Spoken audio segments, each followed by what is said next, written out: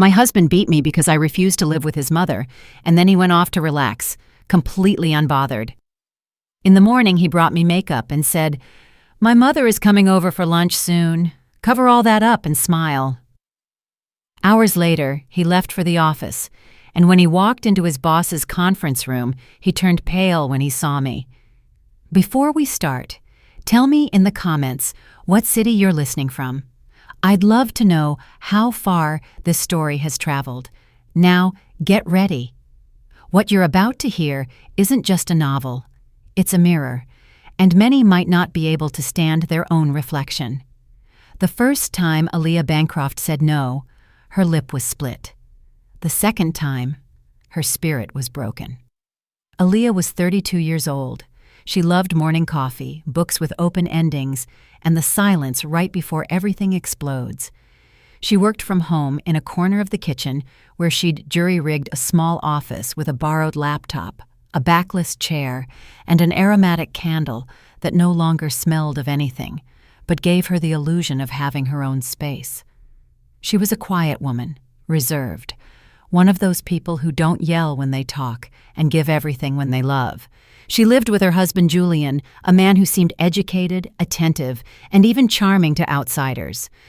But when the door to their 2-bedroom apartment closed, the story was entirely different. To him, love wasn't a partnership. It was ownership. It was obedience.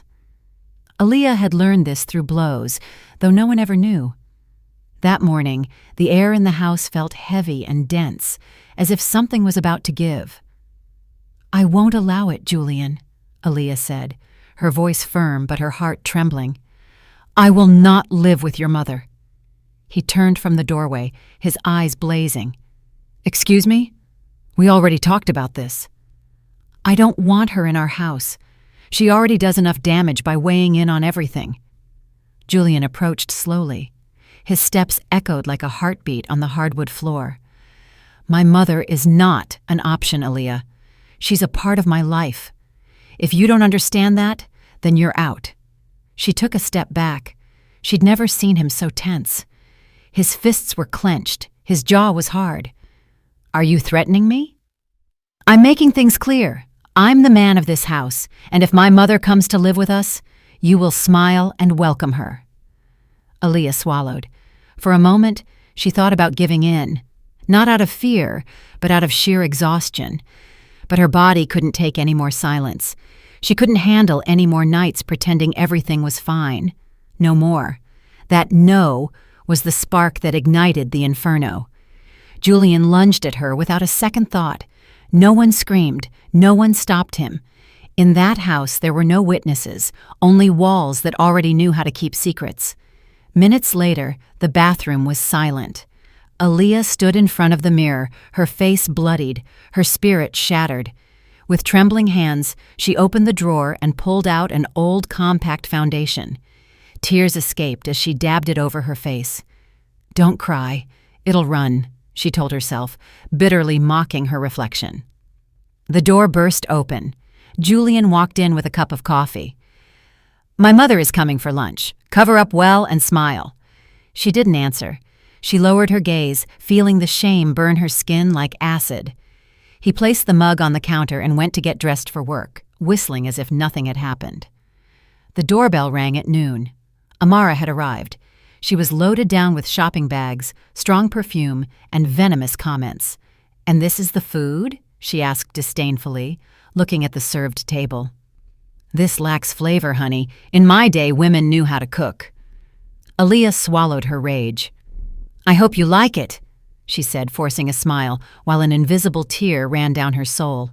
During lunch, Amara criticized the decor, the tablecloth, the silverware, and even the way Aaliyah chewed. Julian listened, nodding. Not once did he defend her. It was as if he enjoyed watching his mother slowly tear her apart. When the visit ended, Julian tied his necktie in front of the mirror and tossed out one final order. "I'm heading out. I'll be at the office late. Don't leave. Don't answer calls. I don't want any trouble." He walked out the door as if he hadn't just broken everything he touched.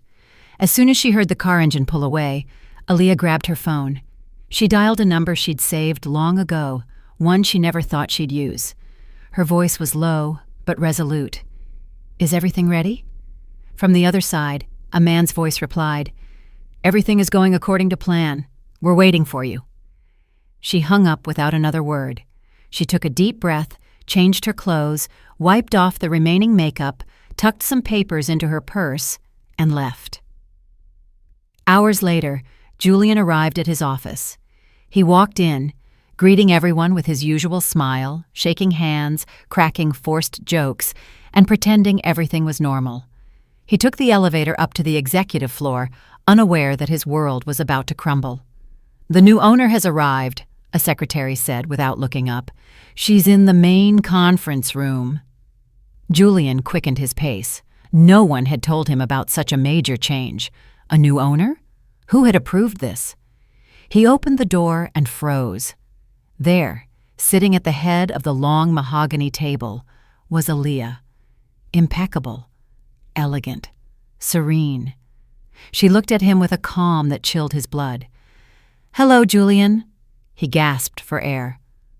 What are you doing here?" She stood up and walked toward him, never taking her eyes off his. "Let me introduce you to the new CEO of the company, the official heiress, the woman who was afraid yesterday and who holds all the power today." The directors murmured among themselves. Some looked at him with pity, others with mockery. Julian took a step back. "You planned all this?" Aaliyah smiled, but this time not out of obligation or fear. She smiled because, for the first time in a long time, she was doing it without anyone's permission. "This is just the beginning." As Julian struggled to grasp the impossible, Aaliyah took her seat, crossed her legs with grace, and calmly started the meeting.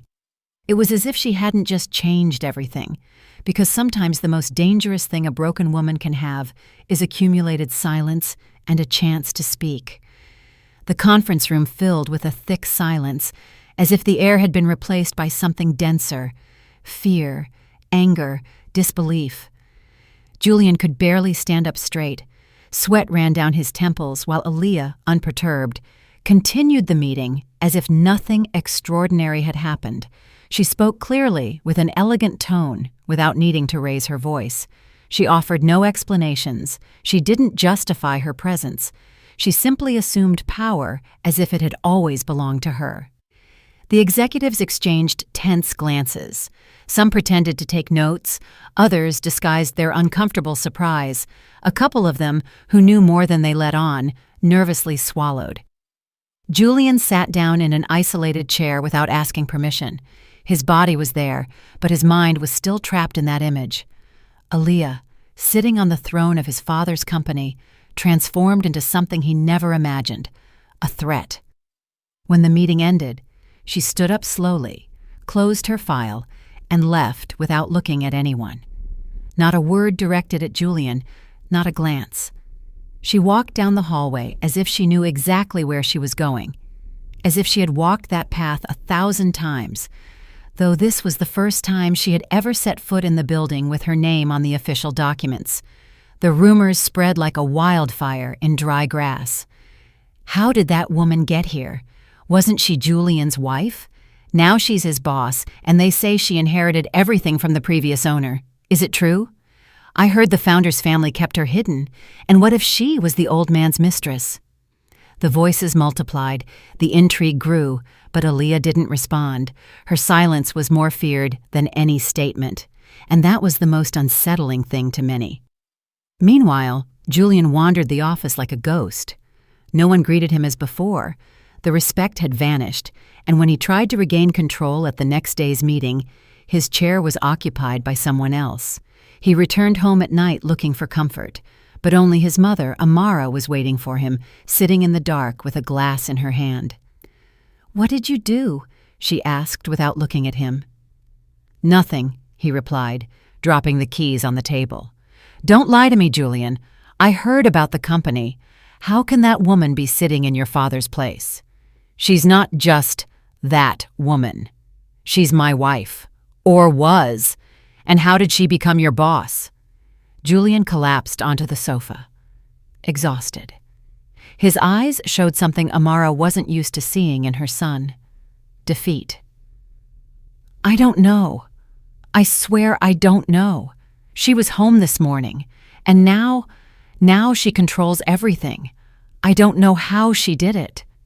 "Then find out," Amara hissed. "Because if you don't take back what belongs to you, I will." Aaliyah, on the other hand, locked herself in her office, surrounded by files, records, and new faces. There was a lot to clean up, too much to discover. The company, which had been in corrupt hands for years, was a minefield. Every corner held a secret, every desk hid a conflict, and she knew it. She could smell it in the air. She called a private meeting with Human Resources. She reviewed the contracts, the promotions, and the unjustified dismissals one by one. In 3 days, she fired 5 managers who had spent years sabotaging the projects of honest employees. Her hand didn't tremble when she signed the papers. She knew honest people needed space to breathe. "I didn't come here to destroy this company," she said in her first internal address. "I came to clean it, to heal it, like a wound that hurts at first, but eventually heals." The words were recorded and went viral in employee group chats. Many began to admire her in secret. Others hated her quietly. But everyone knew one thing: Aaliyah was here to stay. Meanwhile, Julian tried to find flaws. He called lawyers and investigated the inheritance documents. None of them found anything irregular.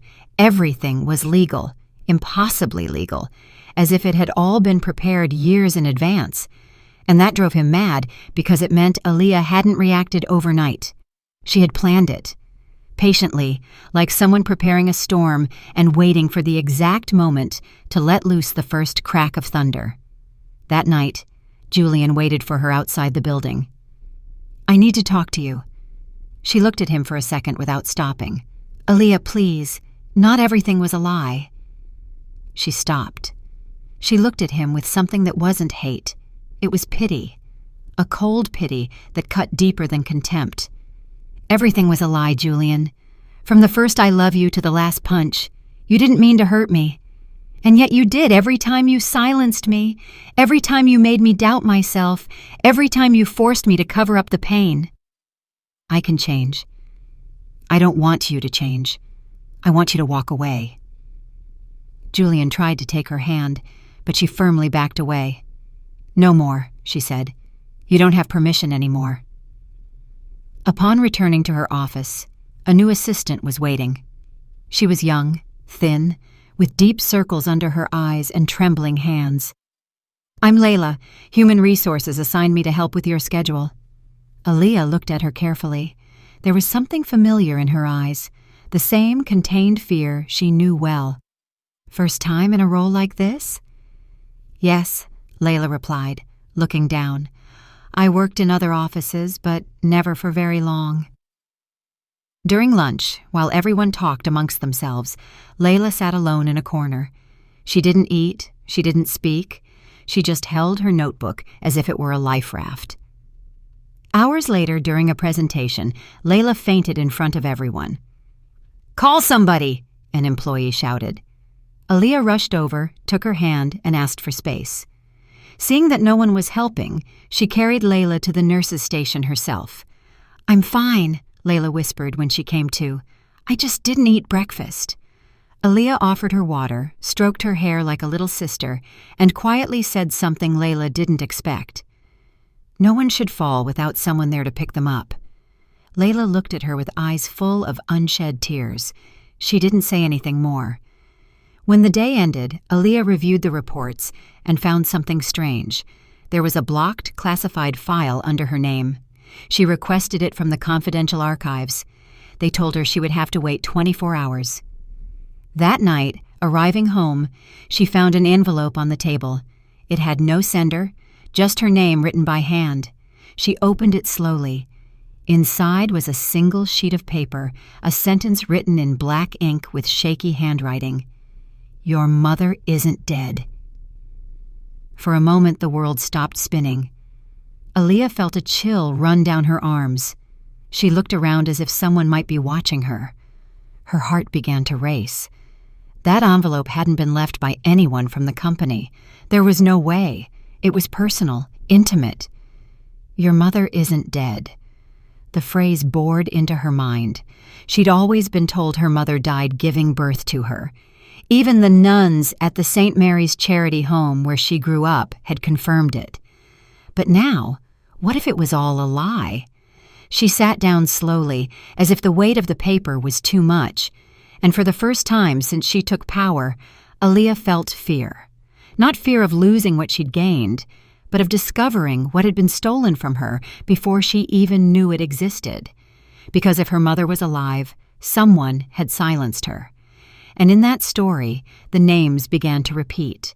Julian, Amara, and someone else. Someone who hadn't yet shown their face, but was undoubtedly watching, waiting. The mask of power had begun to fall, and what lay beneath was just beginning to reveal itself. Aaliyah left the letter on the table, as if it burned. The phrase floated in the air like thick smoke. "Your mother isn't dead." She didn't know who had written it, but the handwriting had something familiar about it, something that shook her soul. She spent the night awake, staring at the closed envelope, wondering if everything she had believed was a lie. She remembered the nuns, the cold nights in the home, the vague answers, the evasive looks when she asked about her mother. There were never any photos, never a name, just a story repeated so many times that it eventually seemed true. The next morning, she went directly to the company's legal archive. She had total access as the CEO, but some documents required special authorization, and this was one of them. "I need file 94HL2, she told the archivist, an older man who lowered his eyes when he heard the name. "It's registered under Arthur Bancroft from over 20 years ago. That's sealed by court order. It can only be opened with a direct order from the board." Aaliyah placed both hands on the desk. "I'm the chairman of the board." The man hesitated for a few seconds before handing her the folder. It was covered in dust, as if no one had touched it in decades. The cover was marked with red ink, "Confidential." She read every page slowly. When she reached the second inner envelope, sealed with wax, she tore it open without hesitation. Inside were papers signed by her adoptive father, Arthur Bancroft, detailing the irregular adoption of a child under ecclesiastical custody. The most disturbing details were not the legal ones, but an attached medical report suggesting that the biological mother had been institutionalized in a psychiatric hospital after suffering an emotional collapse following the forced loss of her daughter. Aaliyah felt the ground shift beneath her. There were names, signatures, and addresses. One in particular caught her attention. Claire Dubois, the nurse responsible for the case at St. Jude's Medical Center. She wasted no time, leaving in silence. She didn't mention anything to the team. No one should know yet. That same afternoon, at a modest house on the outskirts of the city, she knocked on the door with her heart pounding in her throat. A woman in her 70s with weathered skin and a serious face opened it. Claire Dubois. The woman observed her for several seconds before speaking. "You're her, aren't you?" Aaliyah didn't know what to say. "Her who?" The woman opened the door without another word. "Come in." Inside, the smell of camphor and medicine filled the air. Crucifixes and old photographs hung on the walls. Claire invited her to sit down. Then she stood, as if struggling to accept what she was about to say. "You were a baby the last time I saw you. They tore you from the arms of a woman who was screaming your name like her soul was leaving her body. I didn't know what to do. I was threatened. I was paid to keep silent." "Who threatened you?" The woman pressed her lips together. She didn't answer immediately. She walked to a drawer, pulled out a small envelope, and handed it to her. "I kept this all these years. I don't know why. Maybe I knew that one day someone would come looking for it." Inside was an old photograph, a young woman with dark hair embracing a baby. On the back was a date, written in pencil. Aaliyah stared at the image as if it were a distorted mirror. "She's my mother." Claire nodded. "Her name was Teresa. Well, that's what she said before they took her away. They said she was crazy, but she wasn't.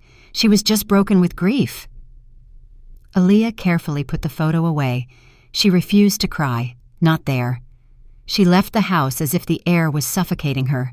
Her mother was alive, or at least had been alive after her birth. Where was she now? Who had ordered her confinement? The answer took shape in her mind with a name that hurt to pronounce: Amara. Meanwhile, Julian was living through his own storm. The demotion at the company had been only the beginning. The contempt in the hallways, the looks from employees, the change in attitude from those who had once feared him. Now he was a cipher, a phantom, a last name without power. He started drinking more than usual, sleeping on the sofa, and getting lost for hours. He didn't answer calls. His mother pressured him daily with demands and accusations. "You can't let that woman humiliate us like this.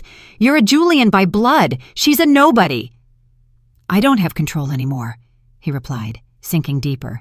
"Then act, investigate, find something to destroy her." "Why don't you do it?" Julian asked with contained rage. "What is it that you know that you don't want to tell me?" Amara slowly turned, as if those words had opened an old wound. "There are things you don't understand, son."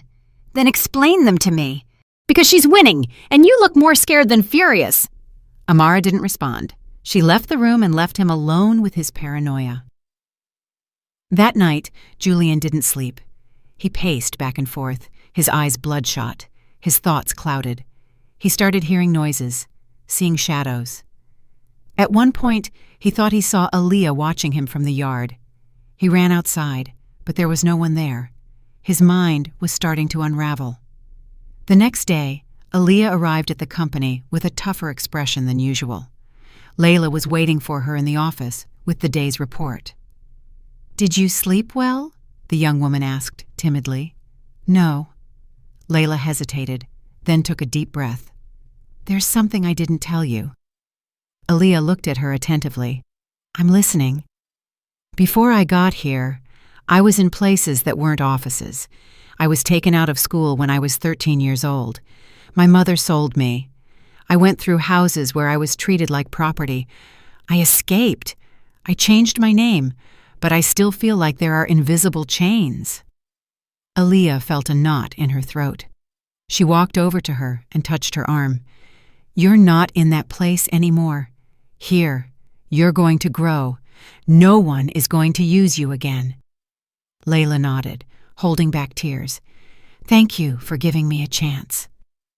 "I was an invisible girl too," Aaliyah said, "and now I'm visible so that others can be too." Hours later, as she was signing documents in her office, someone knocked on the door. "Excuse me," the security guard said. "There's a little boy outside asking to see you. He says his name is Miles. He's all alone." Aaliyah frowned. She went out immediately. In front of the building, next to a planter, was a boy about 7 years old, with messy hair and enormous eyes. When he saw her, he smiled and held out his arms. "Mommy!" Aaliyah froze. She knelt in front of him. "What did you say?" "You're my mommy. I see you in my dreams, and my grandma told me I would find you one day." "Who is your grandma?" The boy pulled a crumpled sheet of paper from his pocket. A child's drawing with a long-haired woman and a gigantic heart. "She told me this was you, that you weren't dead." Aaliyah looked at the guard. "Where did he come from?" "An older man brought him. He said he would return later. He wouldn't give his name." The boy hugged her tightly. His heart beat against Aaliyah's chest as if he had found a home. But she didn't understand. Who was this child? Why did he say he was her son? They took him to the building's reception area, where he was put under care. But Aaliyah couldn't stop thinking about him. That evening, she returned to her house. She opened the folder with the latest documents from the archive. One of them fell to the floor as she took it out. Picking it up, she noticed a photograph attached with a paper clip. The image showed a woman kneeling, her face covered in tears. In front of her, a familiar figure held a baby. The face was younger, but unmistakable. Amara. A chill ran through her body like a violent whisper. There she was, with the baby in her arms, while another woman implored, wept, and crawled on the floor. That woman was her mother, and Amara had separated her from her. Aaliyah dropped the photo. For the first time in days, she didn't know what to do. Who was Amara really? What kind of crime had she hidden for so many years? The answer was hidden in the threads that had tied her down since childhood, and now, one by one, they were beginning to snap. But not without noise, not without consequences. Because when you pull a thread that has held a lie together for decades, the entire fabric begins to collapse, and what is revealed can be more painful than silence. Aaliyah stared at the photo for long minutes. Tears streamed down her face, silent, as if her body knew what her mind hadn't yet dared to accept.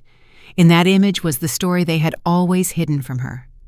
Her mother, kneeling and pleading, and in front of her, Amara, with a twisted smile and a baby in her arms. That baby was her. That image was more than proof. It was a sentence. The air in the room seemed to have stopped. Aaliyah tried to take a deep breath, but something in her chest wouldn't allow it. Everything inside her trembled, not just from the discovery, but from the contained rage, from the years of lies, from every night alone in that charity home, from every time she wondered why no one had come looking for her. She picked up the phone with trembling hands and dialed Julian's number. "Aaliyah?" he answered, surprised. "I need to see you now, in my office, in 20 minutes. Don't be late." She hung up without giving him time to respond. When Julian walked in, he found Aaliyah standing with the photo on her desk. There was no greeting, no courtesy, just an icy look that forced him to close his mouth. "Does this look familiar to you?" He looked at the image, and his face changed completely. He didn't ask what it was. He didn't pretend to be surprised. He looked down like a child caught in a lie that was far too old. "Why didn't you tell me?" she asked without raising her voice. "How long have you known the truth?" Julian didn't answer. He clenched his fists, unable to hold her gaze. "From the beginning, Aaliyah. I knew from the very beginning. My mother asked me not to say anything." Of course she did. Because to both of you, I was nobody. I was just a tool, something you could mold, someone with no past, no history. That's not how it was. Then how was it? Did you love me? And yet you kept silent while your mother destroyed mine? I didn't know everything, only parts. I found out after we were married. And you didn't say anything. "I was afraid of losing you," Julian murmured, and for the first time he seemed sincere. "You knew I wasn't anyone to you, but you were afraid that one day I would be more than you." The phrase cut through him like a knife. There were no shouts, no argument, just that truth spoken in a quiet voice. Julian left without another word. He knew he had lost everything. That night, Aaliyah didn't return home. She checked into a hotel far from the company, far from everyone. Insomnia kept her company like a shadow, and when she finally closed her eyes, she didn't rest. She dreamed of her mother, of that image, of the echo of a cry that wasn't hers, but felt like her own. The next day, Layla found her pale, with sunken eyes. "You haven't eaten anything," she said softly. "I'm not hungry." "You're going to get sick." Aaliyah didn't reply. Layla closed the file in her hands and sat in front of her. "You saved me when no one else saw me, and now that you're like this, I feel like I don't know how to help." Aaliyah looked at her for the first time in hours. "No one can help me. I have to do it alone." Layla hesitated. Then, in a low voice, she added, "I thought that too, until you arrived." Those words didn't cure anything, but they offered some warmth, a reminder that in the midst of so much darkness, something different could still be sown. Hours later, Aaliyah made a decision. She reviewed the documents in the file she still hadn't finished reading. On one of the last pages, a name appeared that she hadn't noticed: Elias Fountain, biological father, status, missing. She investigated, searched official records. Nothing. He had been erased from the map, as if he had never existed. But then, among the hospital papers, she found a handwritten note, undated. Detected in marginalized areas of the West End district. Refused medical attention in a state of homelessness. Without a second thought, she went to the district. She walked through alleys, asked at community kitchens, and showed an old photo found in the file. Many ignored her. Others knew nothing, until a woman with a raspy accent pointed with her chin toward a bench. "That one over there is Elias. Sometimes he babbles, says he lost a daughter." Aaliyah approached with slow steps. A man covered in old blankets, with a long beard and a dull gaze, was watching birds eat crumbs. "Elias Fountain." The man didn't respond or look at her.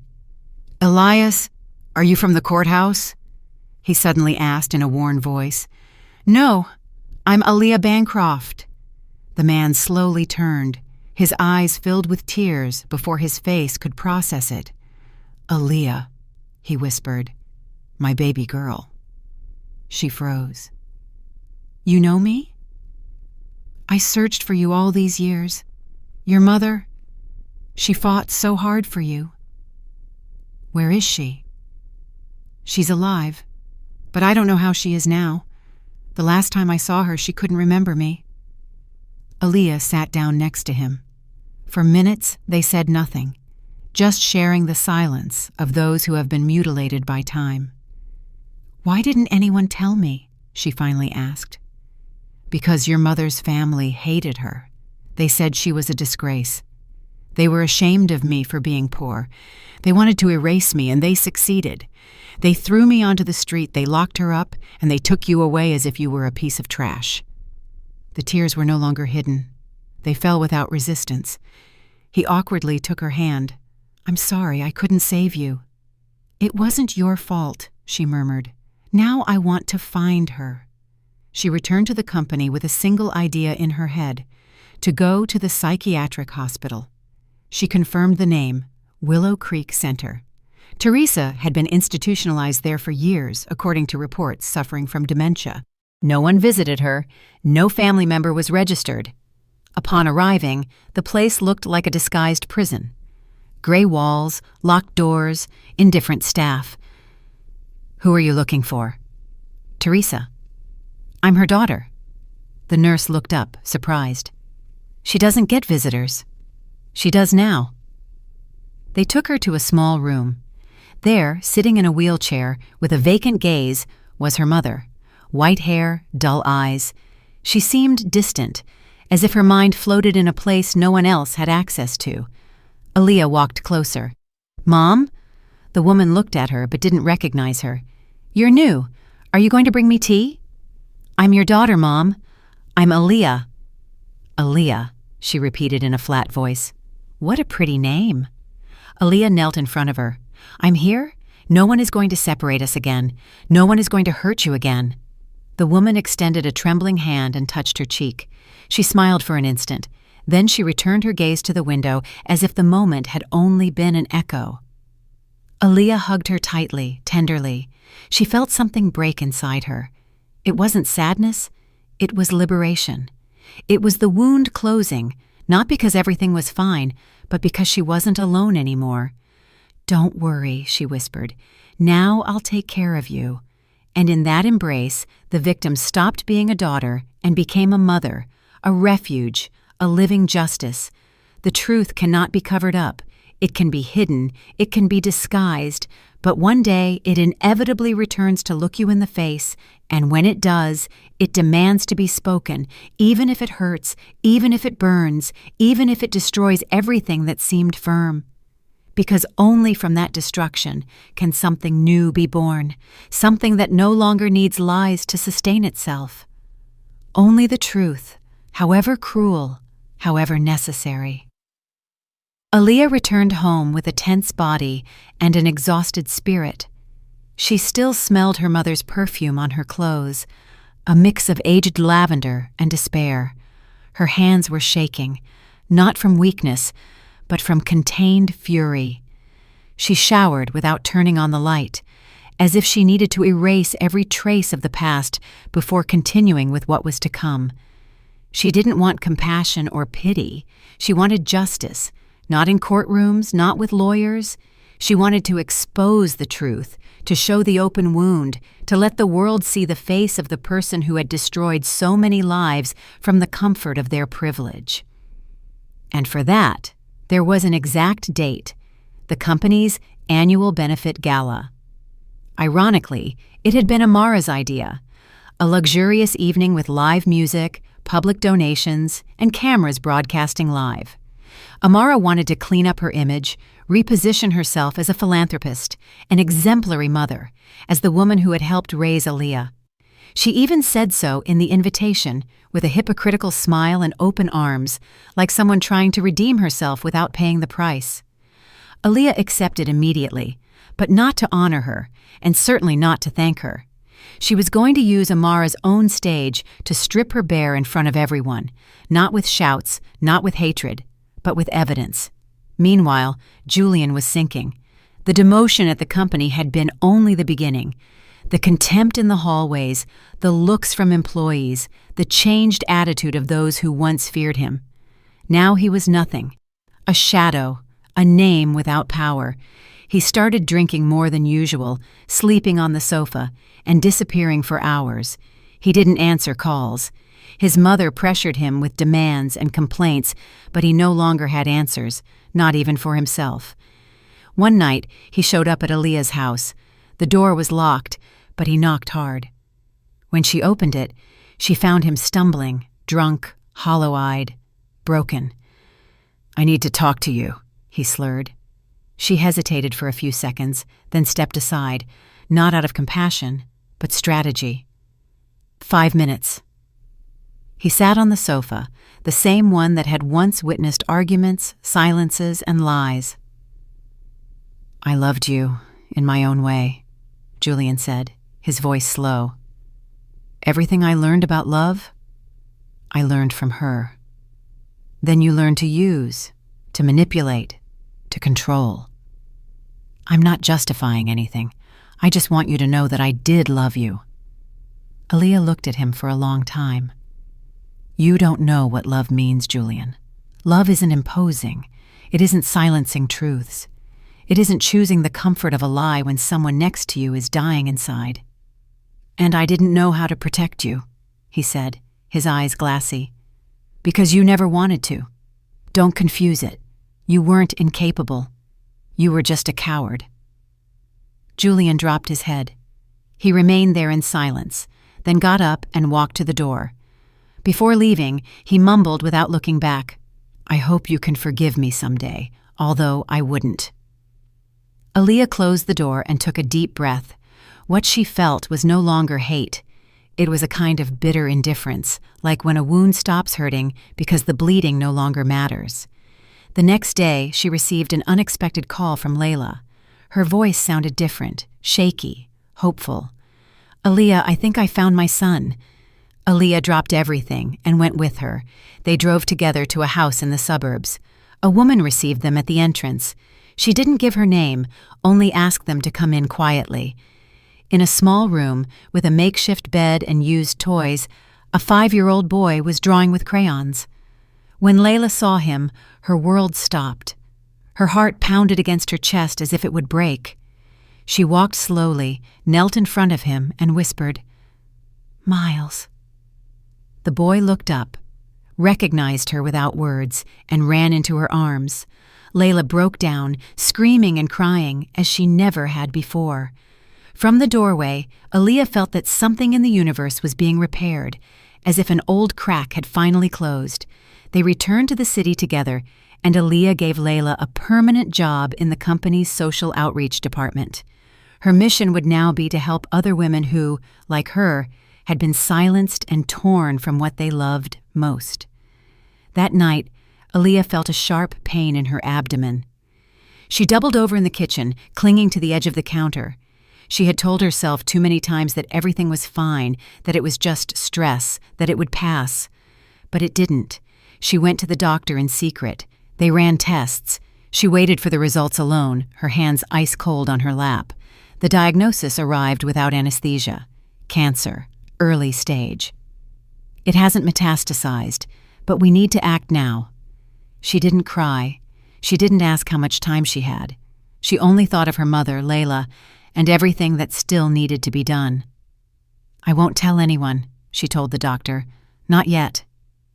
You'll need emotional and physical support. First, I have to close something out." She left with the papers in her purse. No one knew what was happening. Not Layla, not Elias, no one. The gala arrived on the appointed date. The theater was packed, dim lights, soft music, the press at the entrance.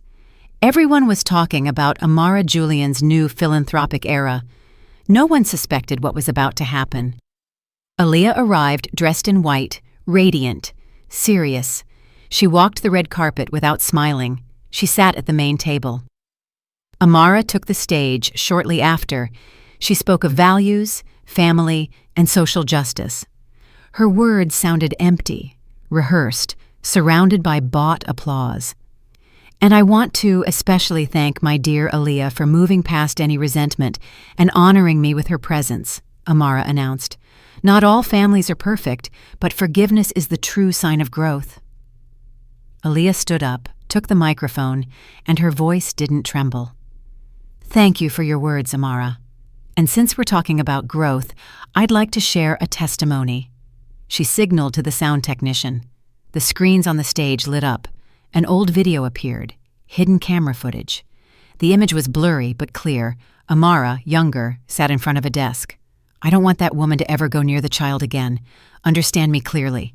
If necessary, institutionalize her. I'll sign whatever it takes, but I don't want to see her again.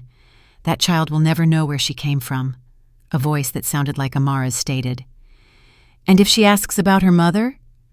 A male voice off camera inquired. "Make something up. That she died, that she abandoned her. It doesn't matter. That child is mine now." The video stopped. Amara was pale. She clutched her chest. She muttered something no one understood. Some thought she was faking. Others thought she would collapse. Aaliyah looked at the crowd. That child was me, and that woman who was made to disappear was my mother. She was institutionalized by order of Mrs. Amara Julian, not for mental illness, but for revenge, for hatred, for power. The silence was replaced by murmurs. Some attendees stood up, others filmed. The live broadcast continued. Social media was ablaze. "For years, I lived believing I was an orphan, that I wasn't worth anything, that I should be grateful for the little I had. Today, the truth is out, and the truth cannot be covered up." She put down the microphone, stepped off the stage, and didn't look at Amara. She wouldn't give her the satisfaction of seeing her beg. That night, the entire country talked about Aaliyah, the recording, and the lie that crumbled before millions. But what no one knew, what was still buried beneath all that noise, was the most dangerous thing. What wasn't said.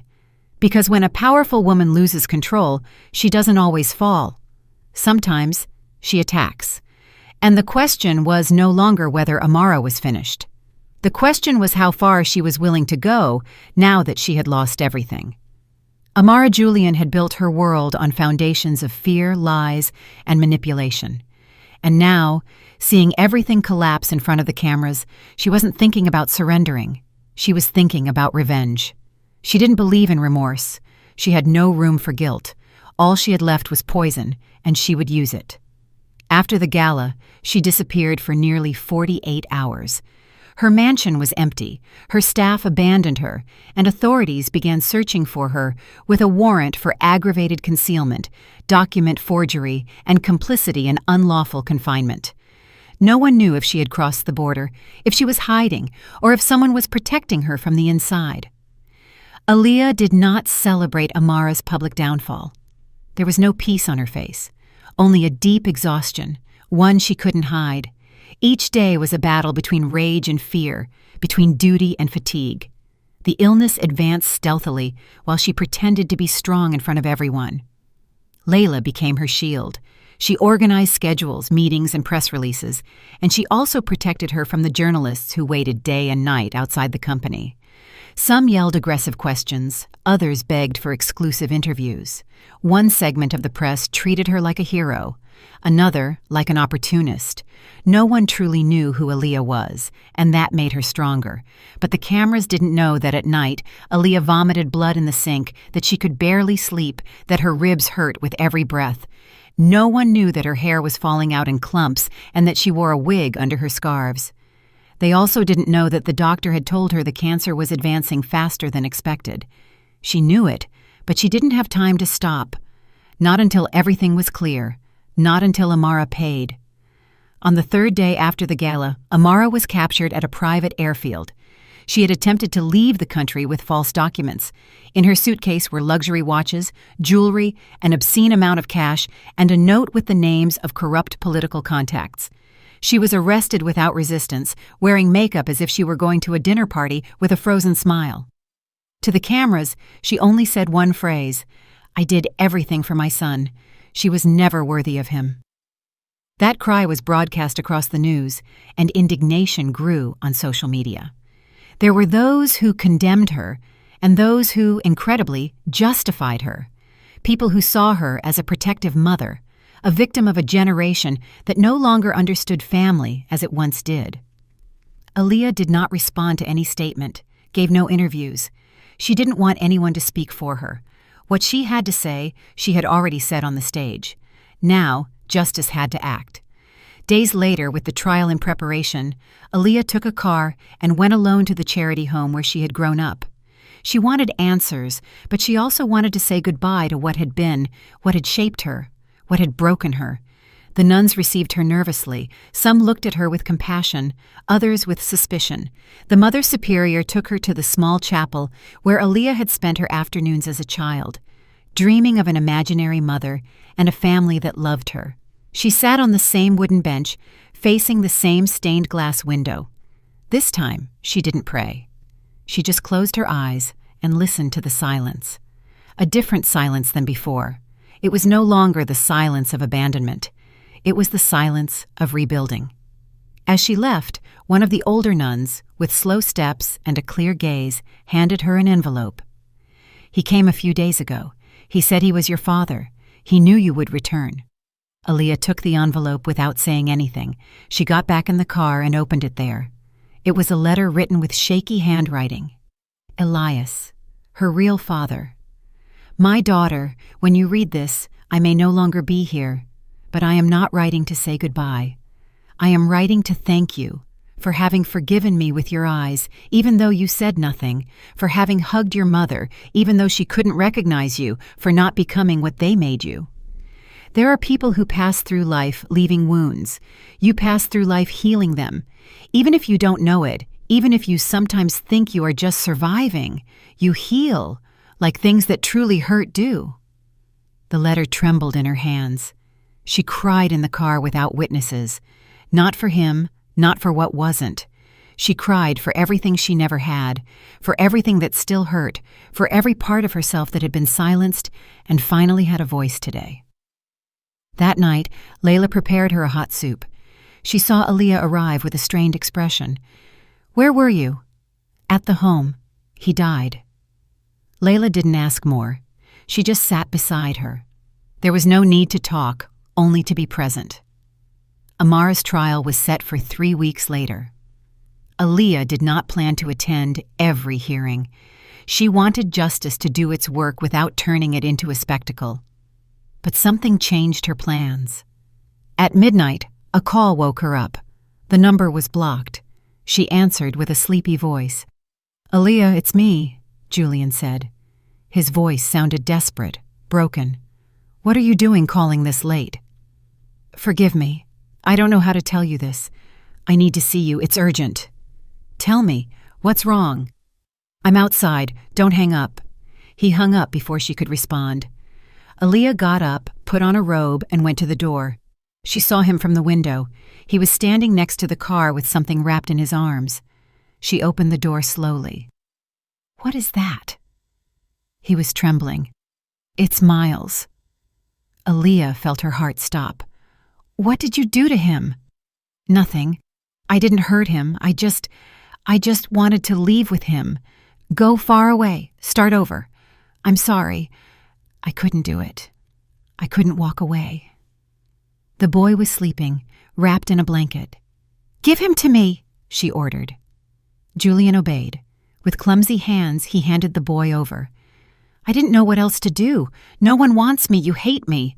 My mother is in jail. My father died without saying goodbye, and I'm empty. You chose to be alone, she replied. He fell to his knees, crying, hitting the ground. He was a man destroyed by his own reflection. I just wanted someone to look at me without contempt. That boy doesn't need a father like you, Aaliyah said with a calmness that shattered him. He needs a mother who no longer has to cover up her pain. And she closed the door. That was the last time she saw Julian. Layla woke up from the noise. Seeing Aaliyah with Miles in her arms, she understood everything. She hugged them both. She cried in silence. Then she took him to her room, tucked him in, and sat beside him. Aaliyah looked at the sky through the window. Dawn was already breaking. The trial was beginning that very day, but she already had the most important sentence, her own. Legal justice is served, but justice for the soul is only achieved when one dares to face what always hurt and decides not to repeat it, not to perpetuate it, not to inherit the damage. Because there are wounds that are inherited, but there is also courage that is transmitted.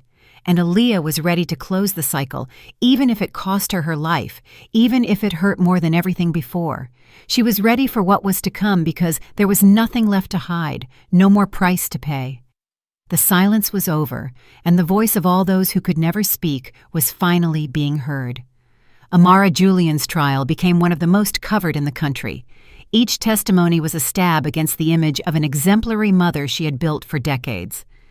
The lawyers tried to deflect the focus, alleging senile dementia, emotional blackmail, and pressure from third parties, but the recording, the documents, and the declarations of direct witnesses were irrefutable. She was convicted on multiple charges, including identity fraud, aggravated unlawful confinement, and abuse of power. She showed no remorse. She didn't even cry. She walked out in handcuffs with her head held high, still convinced she had done the right thing. The press waited for Aaliyah outside the courthouse, but they didn't find her. She didn't attend the final hearing. She was in the hospital, receiving the last round of chemotherapy. Her body ached, her skin burned, her hair was nothing more than a memory, but inside she was clean. The poison was gone, not the cancers. The other, deeper poison, the one called fear. Years passed. 3, then 5. The city changed, and so did the company. Aaliyah was no longer spoken of as a broken woman. Now she was named as a symbol, a survivor, a reference point for truth. She didn't give commercial interviews or sell out to any media outlet. What she shared, she did on her own terms, through the Without Fear Foundation she had created with Layla. Layla became a pillar, taking the reins of social work, expanding the foundation to other states, rescuing dozens of women trapped in networks of abuse and exploitation. Miles, her son, grew up surrounded by conversations, affection, and books. Aaliyah gave him the middle name of her biological father, Elias, as an act of symbolic repair. Aaliyah's mother, Teresa, passed away peacefully. Her last days were spent at home with her daughter, recognizing her in small flashes of lucidity that were enough to make every word worth gold. Before she died, she gripped Aaliyah's hand tightly and whispered something Aaliyah would never forget. "You were my longest fight and my sweetest victory." When she was buried, there were no long speeches, only white flowers, a soft song, and the dignified silence of someone who was never allowed to speak on time. Julian did not reappear publicly. He was admitted to a psychiatric facility after several episodes of self-harm.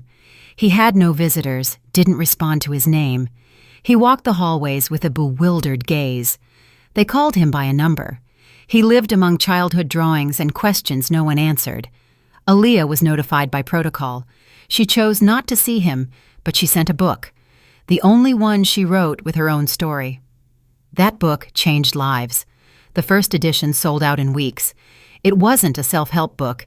It was a raw, honest testimony with real names and undisguised emotions. She didn't ask for pity. She didn't justify anyone. She spoke of wounds, memory, women who love, who stay silent, who resist, and what happens when they stop being silent. "No makeup can cover the silence," was one of the first sentences. "No blow can defeat a woman determined to live without fear." That phrase became a banner, a tattoo, a motto. Women from different countries began to write to her, sending letters, messages, photos with the book in their hands. Some read it in prisons, others in shelters, some in a courthouse waiting room before reporting abuse for the first time. Aaliyah never expected fame or wanted recognition, but the universe had other plans. She was invited to give conferences and large talks, some at universities, others in forgotten neighborhoods. She always said the same thing before starting. "My story is not the hardest or the most tragic. It's just a story that was lucky enough to find a voice in time. There are others who aren't so lucky, and it is for them that I keep speaking." At one of those conferences, at the end of the presentation, a woman approached with a teenager by her side. He had large eyes and a serene gaze. The boy didn't speak. He just watched her intently. "He remembers you. He says you hugged him once at the entrance of your office." Aaliyah looked at him closely. He nodded slightly. Then he wrote something in a small notebook hanging from his neck. He showed her the page. In crooked letters, it said, "You taught me not to be quiet." She felt a knot in her throat. She knelt down, hugged him, and whispered, "Then it was all worth it." Leaving the conference, she took a deep breath. The night was cool. The city seemed different, less hostile. Maybe it was just her who had changed. She walked home alone, without bodyguards, without a driver. She climbed the stairs calmly, turned on the living room light.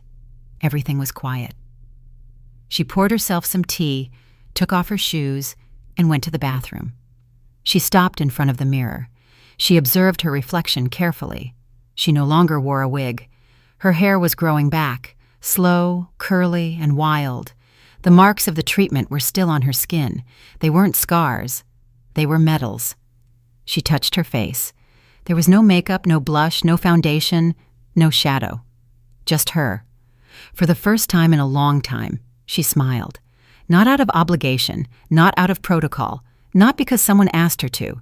She smiled because she was no longer afraid, because now she knew who she was and what she was, and she didn't need to wear a disguise anymore. What did you think of this story?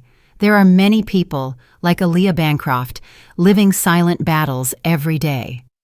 Our hope is that her voice has resonated within you too. If this story touched your heart, share it. Let more people feel accompanied. Be part of the change. Tell us in the comments what you would have done in her place and what city you are watching from. Reading your words makes us feel closer to you. And if you haven't already, like, subscribe, and hit the notification bell.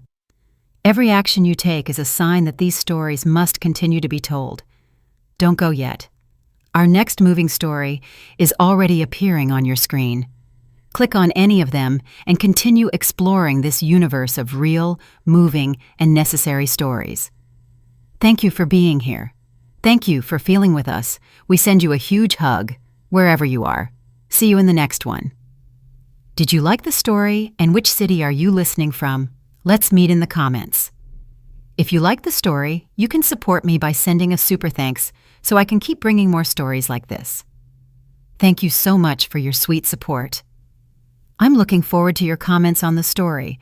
On the screen, you can see 2 new life stories that I highly recommend. There's so much more on my channel. Don't forget to subscribe.